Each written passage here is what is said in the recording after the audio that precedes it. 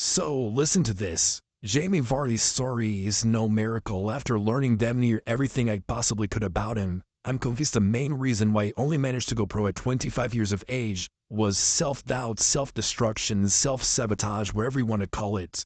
Even when he was back in the 7th tier, people were already trying to set him straight, telling him that he could play for England one day, but he never believed them. Instead, he seemingly kept doing everything in his power to destroy any chance he had of making it. From getting wasted every single day to getting slashed across the face in a bar fight, landing himself in jail, being put on house arrest, even playing with an ankle monitor and almost quitting football entirely on more than one occasion. You name it. If it was a horrible idea, he probably did it. As he said in his autobiography, Balotelli would have been proud of me, but really, I think even good old Mayu would have been worried for him. We'll be here next year? No, I'm signing for Ibiza town. I'm going to Ibiza on holiday and I'm never coming back. Even once he got to Leicester, he was still arriving at training, stinking of booze. He was going down the rabbit hole for nearly a decade before he set himself straight, and once he did, well, do you want me to list some of his records? By 2020, Guardiola's Man City had only allowed someone to put a hat-trick past him on 3 occasions. One was Lionel Messi, the other 2 were Jamie Vardy. In fact, at one point across the entire history of the Premier League, only Rooney and Shearer had more goals against the top 6 than him.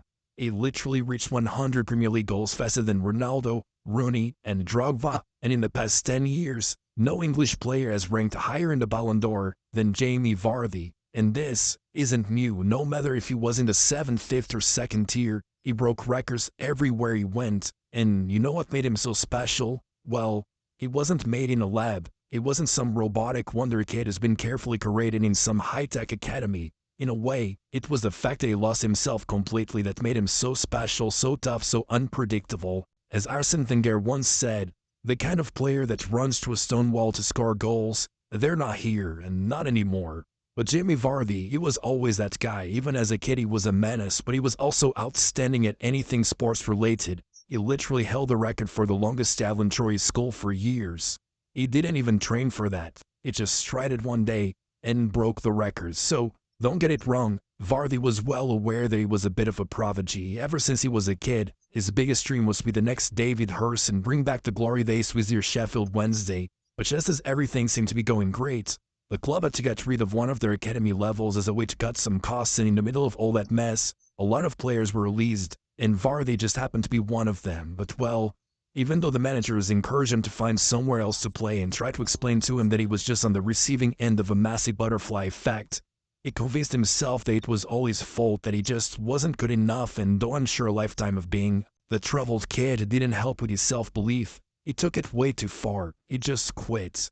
8 months went by before he put on a pair of cleats again, and even then, it was like he was so afraid of failing that he refused to even try. Instead of finding a proper club, he began representing a local pub's football team at the request of one of his friends. It was just ridiculous.